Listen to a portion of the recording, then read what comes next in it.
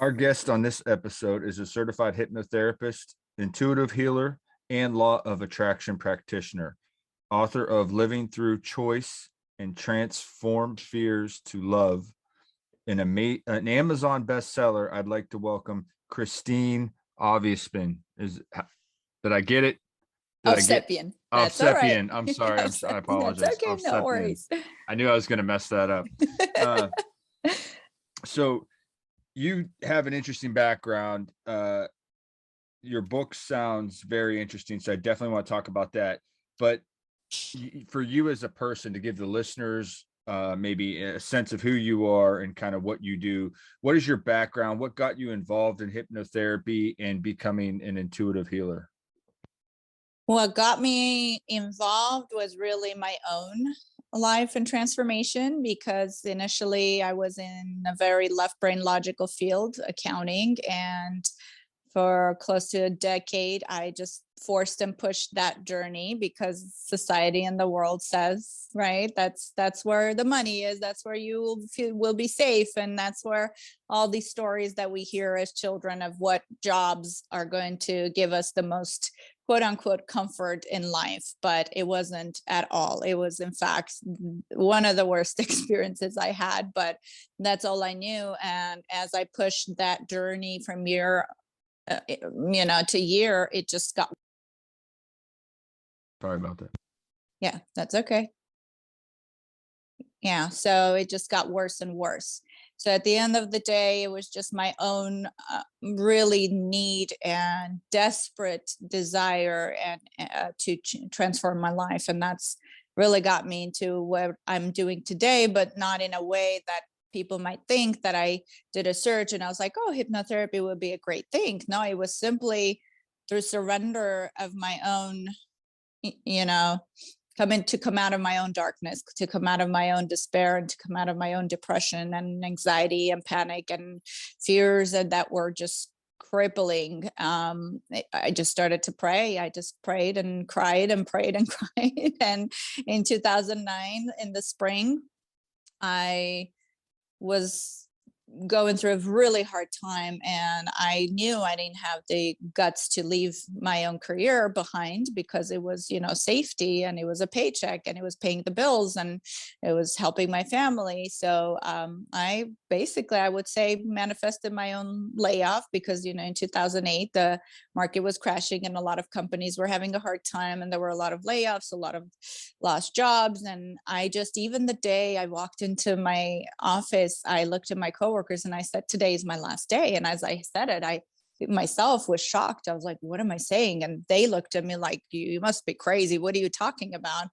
But that was the day that I was called in at 5 o'clock and I was given the news. At first, it felt like a sense of freedom, but at the same time, the quote unquote reality set in, and it was fearful and it was scary, because I was like, okay, where do I go next? But I just honestly turned, and at that same time I was studying for the CPA exam. So I was like, okay, maybe this is God's way of telling me, take a break and take that exam. Maybe that's the path. And I was still forcing that. And so while I was studying for that, I was constantly in prayer, and I just knew, I was like, I want to do what I love. I want to help people. I want to be of service. I want to be comfortable. I want to, all these things that were desires within me. Number one, to be of service, to help others, because I knew how much it felt so good for me to help others, and seeing others happy made me happy. But I didn't know at all where to go. And one night I had a very vivid dream, and I looked at myself and I was wearing a white coat and I had a golden badge, and it was the most powerful dream. And I woke up in the morning and I just took my laptop and I Googled in hypnotherapy, and coming from my culture background and belief system, that was never an option. I never knew anybody that had even done hypnotherapy, but I was in such a desperate place. I just knew, if this was something that I never heard of, nobody's ever talked about this thing in front of me.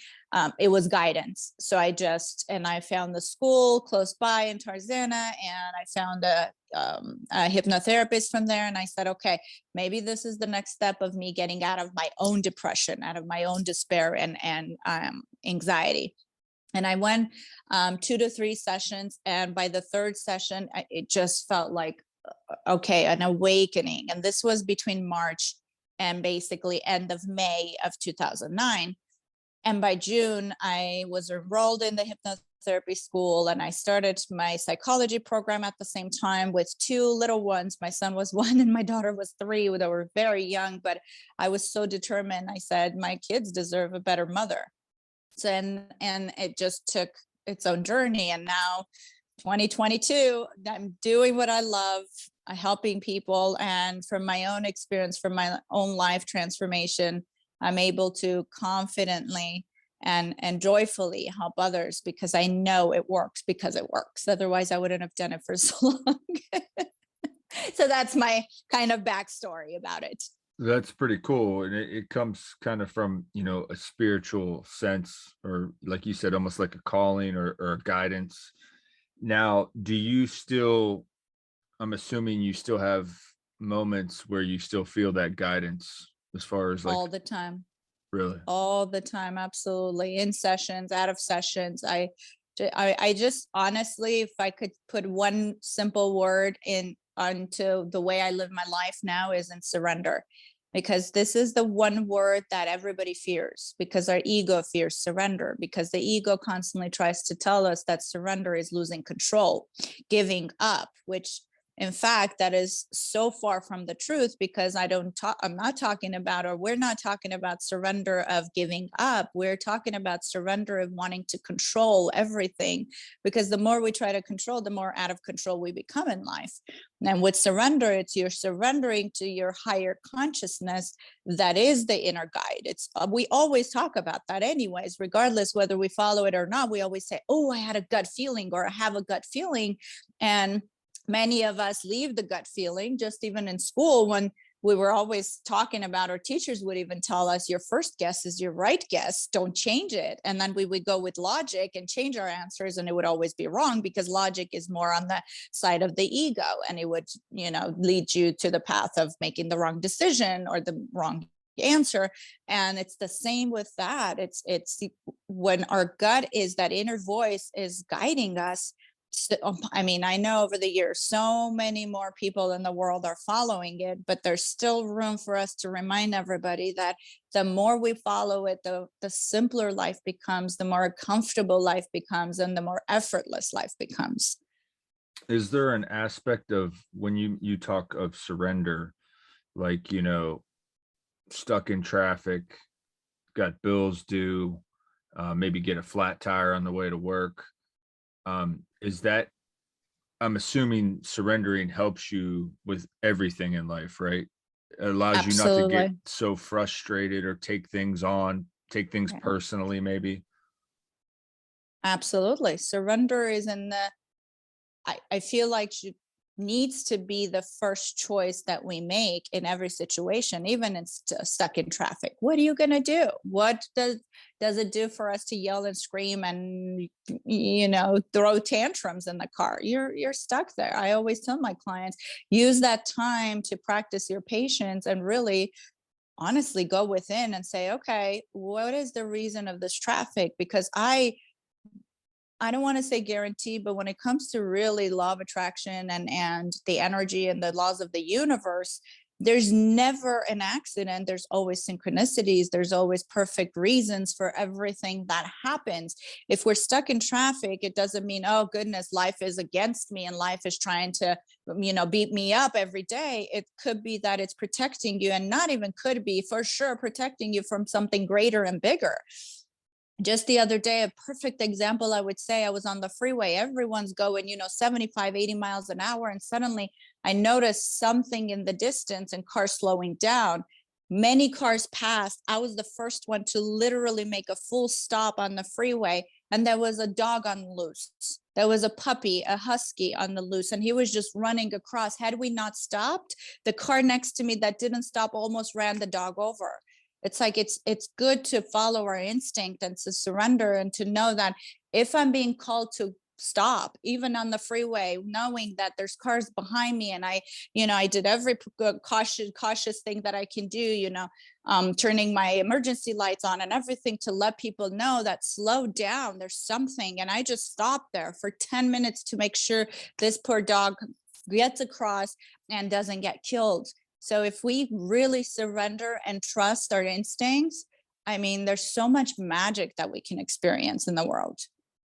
And I think what you say is a very important point, that, nothing's by chance, that everything's synchronistic, and that I think it's valid that people should maybe pay attention to those synchronicities and not use logic like you talk and try to say, oh, it was just a coincidence, or brush it off as, oh, it's just chance.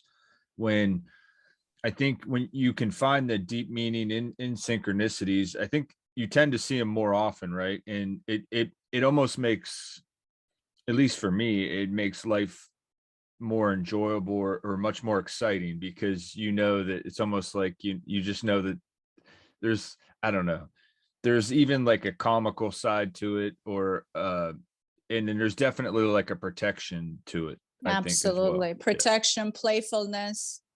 Really, absolutely. Life becomes more effortless. Like you're no longer swimming against the current, but with it. Can I guess this is kind of part of the benefits of hypnotherapy, but can you maybe tell the listeners, like, what are the benefits of hypnotherapy for people? Oh, there's unlimited benefits to it. I often get asked the question, who comes to you the most? Well, first of all, because our programming is in the subconscious, and hypnotherapy is the one of the techniques and simple, effortless ways to tap into the subconscious. There's not an emotion or anything, or story, and experience, a memory that can't be changed when we tap into the subconscious with hypnotherapy or hypnosis, because you're able to tap in and bypass the gateways that the ego usually tries to stand in front of the gates and not let people in, which is why a lot of times people get frustrated when they try for years to do affirmations and they feel that it doesn't work. Because the number one thing I tell my clients through hypnotherapy, first, we need to clear the clutter that's already on the hard drive behind those gates in the subconscious. And then you have room to add the good into it, the positive into it. But if your vase is already full of junk, what are you adding? You can say affirmations all you want. Yeah, some of them may stick, but it's kind of like putting a band-aid over it. But when you clean house and then you start pouring that positivity in, that's where a lot of people get frustrated and they give up. And I want to really help your listeners, or anyone that would come across this conversation we're having today, to realize you need to clean house before you can add the positive, the new in, just like anything else with material. If we have a full closet of clothes that we don't wear, if you buy new ones, you bring it in, there's no room to add, right? You need to clean for you to make room for the new. And that's basically what hypnotherapy and hypnosis does. While we're basically reprogramming and removing the old, the negative, we're actually also replacing it with the positive, which is why the change is so quick and so subtle. So many of my clients, 99% of the time when they come for their second session, third session, they're amazed at, how does this work? They always ask me, Kristine, how does this work? And I remind them that, first of all, that's how powerful we are.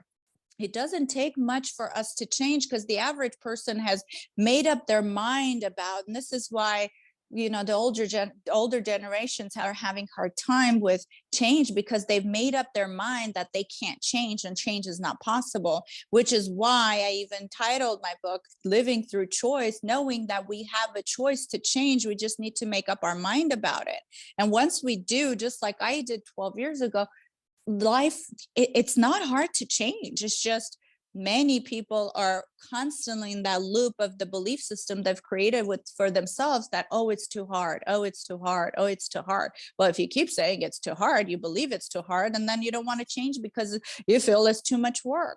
But then it takes so much more effort to be negative than to be positive, because positive and light and energy and love and effortless is what our essence really is about. and not being, negative and fearful. And that's all the opposite of what we are. It's well said. You do past life regression work, correct? Absolutely. And what are some of the benefits that you've seen from that type of work?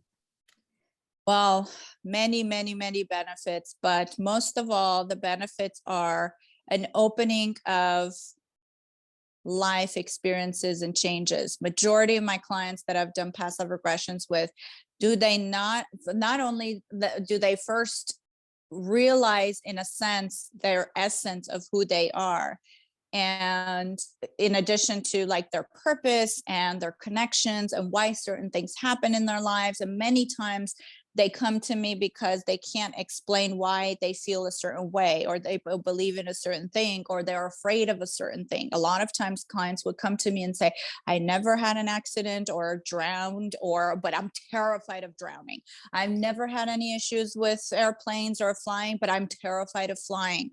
And when we go into the past lives, we find the lifetimes that experience happened, and they carried that fear to this lifetime, or they carried that concern to this lifetime, or even relationships. Sometimes we have relationships that are extremely loving, and oftentimes we have relationships that are extremely, could be a parent-child relationship, but it feels like enemies from day one. And you're like, why would my parent treat me that way?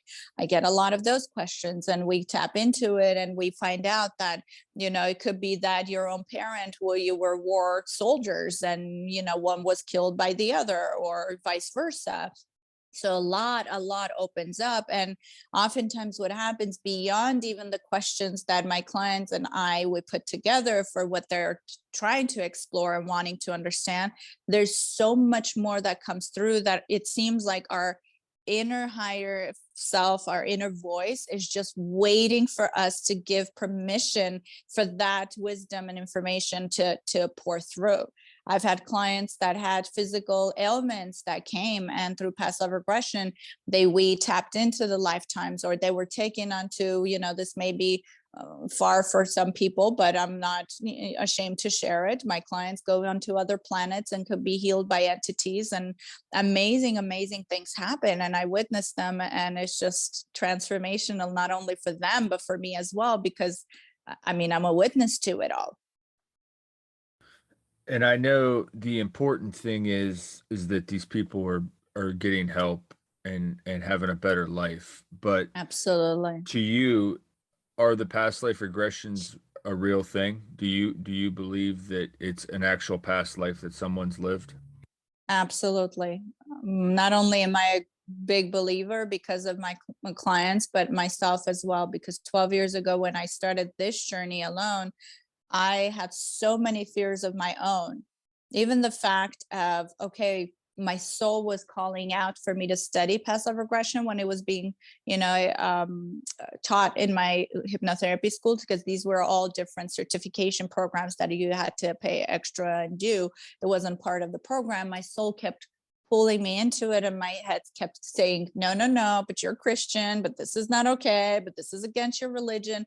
So much so, until I started doing my own research to find out when the belief of reincarnation was removed from the Bible. And that was the moment where I was like, okay, now we're talking. And I've felt blessed to say yes to that path, because I wouldn't have helped the thousands of people that I've helped through past life regression alone had I stayed in that fear. And that's the other thing that I love to talk about in podcasts, that fear is what holds us back. Of course, there's, two sides of our ego. There's the healthy ego, and then there's the unhealthy ego. The healthy ego is the one that says, okay, don't go jump off the bridge without a parachute. Don't go running in front of a car. That's the healthy ego. But the unhealthy ego is the one that continually creates fears and puts masks on, and creates limitations until the walls close in so much you find out that you're afraid of everything in life. And that's the one that I always talk about when I say ego, because I don't want people to misunderstand what I'm saying. Ego is not always bad. It is bad when it's stopping us from living, and not only living fully, but helping others as well as we're living fully. That's the ego that I'm talking about. That's another very good point. and it makes sense to me. And I know, at least from, my personal experience and seeing other people be regressed, that sometimes I think people are able to draw on details that maybe they don't even really know in this lifetime. And then the other thing about it is it just seems so real when you're there, and like the emotions. And then even I've even heard of people like smelling like things in the environment, and it's crazy. Yeah. And I like how you mentioned, the Bible thing, and with them taking reincarnation out. And that's something I think that bothers me too. I come from a Christian background, but and I do still believe in God, but I don't really consider myself a Christian, just for the reasons like that. Just things being taken out, and the way that man manipulates religion to control people is real bothersome. But that's I'm glad you found that path, and it's really cool. Yeah. It is What's beautiful. what Past is life regression can Go ahead. break through so many barriers for people.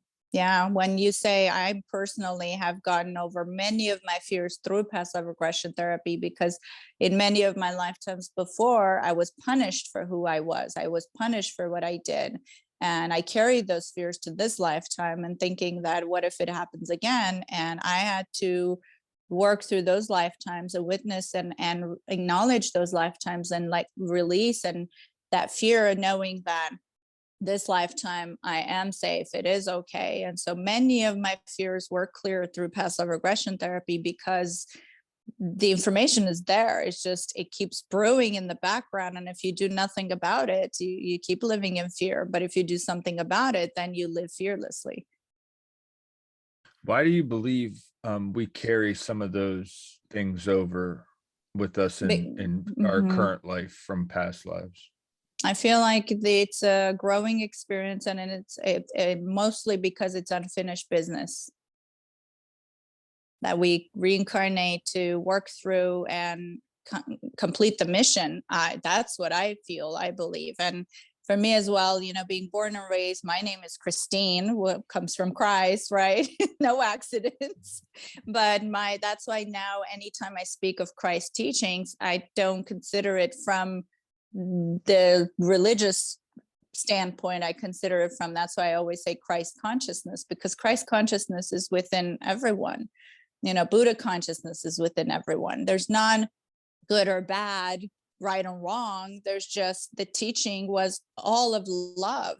So I am still a pure believer, but I feel like because I released those fears that religion was forcing upon me, I became more connected and more of a believer of the truth that is love and light, which is what Yeah. Christ was teaching. So I don't even know where or at what point this got tarnished, that in the name of Christ so many wars have been created and so many lives have been taken, which Right. was not at all ever what he taught. That's where my concern comes from. It's like, when how did that happen? Right. Yeah, that's valid. Yeah. Them are good questions to ask. Yeah. What this may even be part of the process. This next question though, what is your process for intuitive healing? Is it all part of the regressions or the hypnotherapy? Yeah. So the intuitive part basically is I just allow it to, again, through surrender, to just flow in the sessions. Because oftentimes what happens is I would just intuitively say something to a client, or if we're doing breath work and energy healing, I would get an intuitive message and I would pass it on to my clients. I would get it in hypnotherapy, I would get it during past life regression therapy, make a note of it. And then I've even had as simple as, one time in one of my sessions, one of my clients, as we were doing the hypnotherapy, I suddenly was given a message, have them check for kidney stones, or have them check their, sugar levels. And they would go and check, and there it is, there's a problem, but my client didn't know there was a problem, or they might be having symptoms of something. And I would get a message, or I would just say something. So many of my clients in the past or in the current time that have texted me and said, how did you know that? You said that to me months ago, and this thing is happening. And it's all, oftentimes positive things. I don't go with, oh, creating fear of my clients. Never. Any message, any guidance that's given through the divine guidance, it's never fearful. It's always through loving light. And that's how I pass it on to my clients. So I often even, when I tap into the positive stuff, I'd love to share with them. And I go, oh, don't quote me on it. I'm just saying it. And then months later, it comes true. Or a client would walk in and I would look at them and be like, are you pregnant? And they're like, how did you know? I never told you that. So it's just, following your surrender that, taps you into the intuition. So that's how I do that part. But I don't go seeking for it. Sometimes in sessions, spirit loved ones could show up and give a message to a client. And I often ask spirit just intuitively, just internally, I would say if there's a message you'd like to pass on, and they would show themselves. And I don't physically see, beings or energies. Internally in my mind's eye, and I would describe to them what I'm seeing, and my clients would burst into tears and be like, oh, that's my grandma, or that's my mom, or that's my brother, and they crossed over, and a message would be given, and I just pass it on. There's been times where even in hypnosis, I was shown a loved one giving my clients something, and I would describe it to them, and they would go home and be like, okay, let me talk to my mom to see if my grandmother had that, let's say, jewelry piece. And they would send me pictures of, oh my God, this is it. You were describing this. So a lot of synchronicities there. And that's why, as I said in the beginning, the more we live in surrender, the more aligned we are with our true essence, because the wisdom of the universal collective mind is within us all. Nobody is ever better or bigger or more gifted than anybody else. The gifted part is equal in every individual on the planet, including animals, which is why animals live with intuition. They don't live with ego. They just live with intuition. And that's how they survive on the planet. They follow their intuition. But humans, we became too logical. We became too disconnected. We became too, I don't know, judgmental. And we got to get back to our roots. Yeah, for sure. Yeah. So this process of understanding synchronicities and letting go and surrendering, how is that as far as helping with law of attraction? Wow. The law of attraction does not bend, as we know. The more open we are to flowing with it, the easier it flows with us. Again, the ego tries to control and manipulate every situation. The law of attraction states, okay, all you need to do is just focus on what you desire. But we spend so much time in the ego, afraid of what if it doesn't happen? What if I don't want to be disappointed? What if? Or so many people waste so much of their time focusing on what hasn't worked versus, how about let's work with the law of attraction that is extremely simple. You're going to attract what you focus on. How about we just take the path to the other way that says, let's just focus on what we desire to see and experience. It's that simple. Again, human nature is, it wants to complicate everything. Let's just simplify it. Surrender is, let's just focus on what we desire versus, oh, everything else that could go wrong, that is wrong, that is lacking. That's just counterproductive. Why waste time? Because the law of attraction is going to work the same way. It's not going to bend. It's not going to come in and be like, oh, I'm sorry, those are negative. Let's just kick those out of the way. Let's just know what you focus on is what you're going to get. And I wonder what that is that us manifesting our own reality and our own wishes, or is it just in some way the universe understanding what we really want or really need and kind of giving it to us? So basically, again, because we have free will, we have the power to manifest everything and anything, including from the darkest to the lightest of things. So it is our responsibility to make sure that we're not constantly sending to the universe toxic. I mean, look at our world now.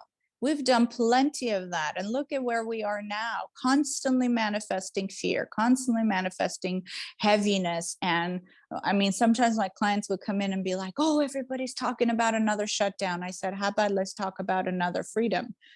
Like, why do we have to manifest another shutdown? Right. And they said it so much until parts of the world are again Right. shut down. And now here we go. 2 years later, we're going through the same thing. We need to, as a collective consciousness, understand that what we put out is what we receive. And now, because of the world the way it is, we are hypersensitive and we manifest a lot quicker. And so whatever we really put out into because I feel like the two energies are happening right now. There's many of us who are constantly working towards manifesting love, light, freedom, expansion, the freedom that we so took advantage of, just traveling from place to place, not having to worry about, how hard it was going to be, how challenging the process was going to be, to, constantly the other side is fear and fear and fear and fear. And so now we're like brewing in the two energies. And while I sit back and so many of my clients go, how do you stay so positive? How do you stay so peaceful? I say, because I know there's one truth in the universe. The truth is there's the love and light will always win. We may go through challenging times, just as in our lives. We may go through the darkest moments, but in the end, the clouds always part and the sun shines through, no matter what. Doesn't matter how long it takes. Eventually, the light will come out. The light will conquer. The truth and love will conquer. So that I just sit and trust and surrender to that. Yeah. And wait for that. I think what you're saying is it goes back to the logical brain too, and just surrendering, right? A logical person thinks that, maybe humans shouldn't have to go through those struggles or they don't want to, but oftentimes, I mean, as a, maybe energy or consciousness, we need to have those experiences and we need to be challenged in certain ways. It's interesting. It helps us grow, but at the same time, I don't believe when people have to suffer and struggle for years. Right. We can go through a process, we can experience the challenges, but we need to have a deadline for it instead of dragging it for years and decades, and then the world ends up being exactly. So the difference between the average person and the spiritual person is just as simple as how long do we spend and dwell on the dark, on the heavy, on the difficult, on the challenging, on the suffering. How long? Is it 1 month? Is it 3 months? Is it a year? Is it 10 years? Is it 20 years? Do we feel sorry for ourselves? Because the longer we spend time in that, the more of a victim we become. And then we victimize ourselves and we look at the world as, oh my goodness. I mean, I used to live in that world, honestly. Mm-hmm. I still am on the same planet, but 12 years ago, who I was to 12 years later, who I am, I'm still on the same planet. I'm still in the same physical body, but I choose to look at life differently. Instead of it, oh my God, the world is upside down and it's all over. I look at the world as a right side up and there's a lot of love. And every single time a client comes in, new clients, repeat clients, I witness the greatest love in the world because I see these beautiful male and female energies that come my way and they are open to changing their lives. They want to realign with truth. That is love. That is light. From children to adults, it doesn't matter what age, what group, what they believe in, what they associate with. It doesn't matter to me. I see so much love every day, which is why it's so easy for me to see that there's so much love in the world because I witness it every day with my clients. I witness the peace warriors, I want to say. They want to create love so they can, experience it themselves, remember who they are, and they share it with others. And the stories that I hear of my clients, how they impact others. I mean, wouldn't that bring me joy? Absolutely. Absolutely brings me joy because I have direct contact with my clients, but my clients have direct contact with hundreds of others of people and they help them. You're spreading the light. Exactly. We're all spreading it. We all are. That's wonderful. Can you just talk about your book? Let us kind of, tell us some details and let us know what it's about. So basically my first book. I'm on the second one. It's going to be available this year. I'm going to keep it a secret of what it's the continuation of the journey, but the first one. What's the title of the second book? Are you keeping that a Oh, secret? that's exactly Okay. what. Okay. Gotcha. Yes. And every single one of my books that I've written, I just, again, surrender and follow the guidance of what am I supposed to talk about? What am I supposed to share? And the first one alone really was the first step of knowing that we have a choice. We don't have to be stuck in suffering and struggle. And there are techniques, there are ways, because a lot of times, over the years, what I've witnessed is so many of my clients calling me and saying, I've tried traditional therapy for so many years. It didn't work for me. And I don't want to go the route of, medications. I want to just try this. I want this. This is my last resort. I get a lot of those calls. This is my last resort. And honestly, I am grateful to say their last resort is really the foundation of what they needed in the healing. So having said that, all of that information is done. And I put it into my book. So in the book, I talk about the modalities, the techniques that help us to transform our lives and to change our lives. And the living through choice is really that, to transform from fears to love, to know that we don't have to be stuck in fear. We don't have to do any of that. What we can do is we have a choice to make a change. That's fascinating. And then what inspired you to write this? There was obviously, because writing a book's not easy. There was obviously some kind of internal motivation or something. Yes. The greatest motivation was really sharing the information, because I know not everybody's going to be possibly able to come to me and see me in sessions, or is open to even coming to see me in sessions.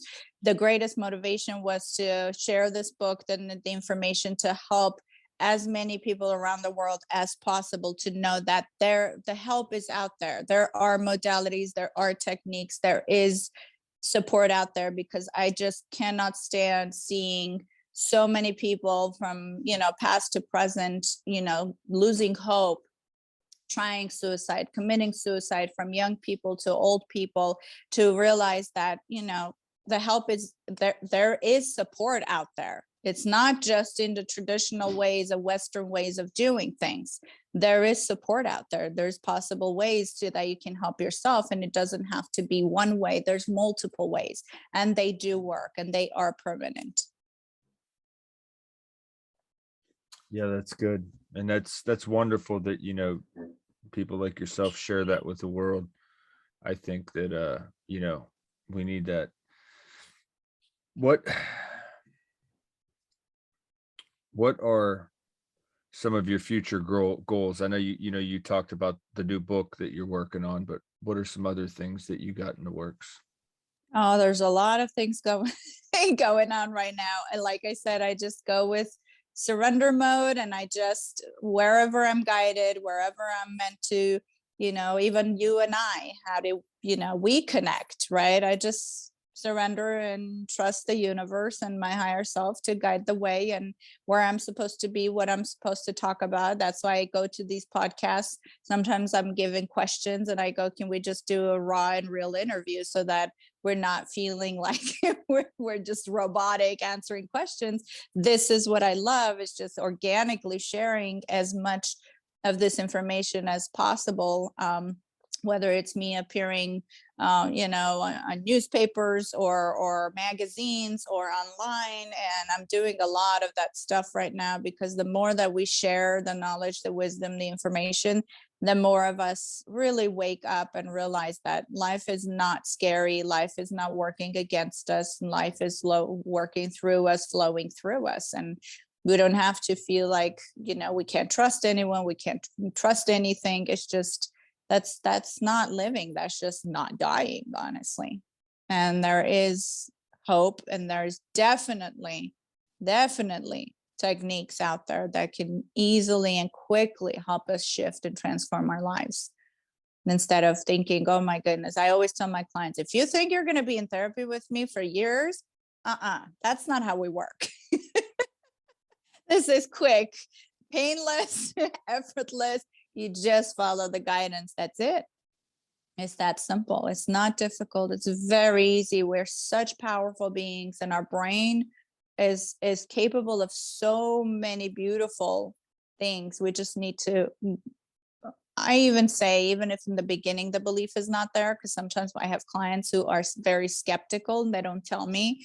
And I've had clients even right before hypnosis, they're like, oh, let me tell you, right before we go in, I'm not hypnotizable.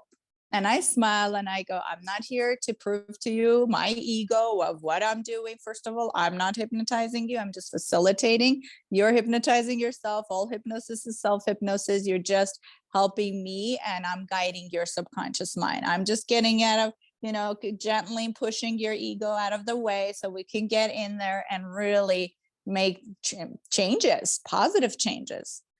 So it's, and then those are the clients that come out of it going, what just happened? How did that happen? How did you do that? I'm like, I didn't do that. We did that. Right. I'm like, don't give me all the credit. That's awesome. That's so Yeah. awesome. Yeah, I think you're right too. I think, as people, we definitely are more powerful than we give ourselves credit for. But I think culturally, that's kind of been how we've been brought up and taught to Yeah, be, right? of Almost as if it course. was done purposefully, but Yes. I don't want to get into that. Yes, that could be hours of conversation we Yeah. can have. I Yeah. mean, the first years, 7 years of our lives is the foundation. And as soon as we go to school, not only, but the first 7 years do our family members have the tendency to put their own fears and limitations into us. But also you go to school and teachers start injecting that poison into you. And then of Yeah. course you forget, by the time we're teenagers, we're lost because we forgot who we are. Yeah. Seldomly there are beings on earth that don't let go of who they are, but many of us have. I know I did. But then at 32, I broke free from that. I was like, I can't do this anymore. Mhm. Life Yeah. and death at this point. Yeah. Yeah, it's kind of a shame in some ways that Yeah. so many people are caught up in it, but we've got people like you spreading the love, giving people direction. And that's what I love about this show. I try to have positive people like you on. Um, that's pretty much all I got. Is there anything you got for me before I let you go? I would like you to let the listeners know where they can find you, get a hold of your work, pick up your book, that kind of thing. Absolutely. I mean, they can find me on my website, on Instagram. Instagram is at Journeys to Heal. With Facebook, the same, Journeys to Heal. And then my website is www.journeys, JOURNEYS, to heal, TOHEAL.com. So journeys to heal.com, because we are journeying on, right? Because life is a journey. And when I was given that as the kind of a business name, if we could call it that, I was like, this is perfect, because we do take journeys. We can either take journeys that are fearful and scary and like nightmares, or we can take journeys that are like dreams and beautiful and magical. And that's the journeys that I take my clients on to heal. That's wonderful. And thanks for taking the time to be on the show. I really do Thank you so appreciate it. much for having me. Thank you. Thank you.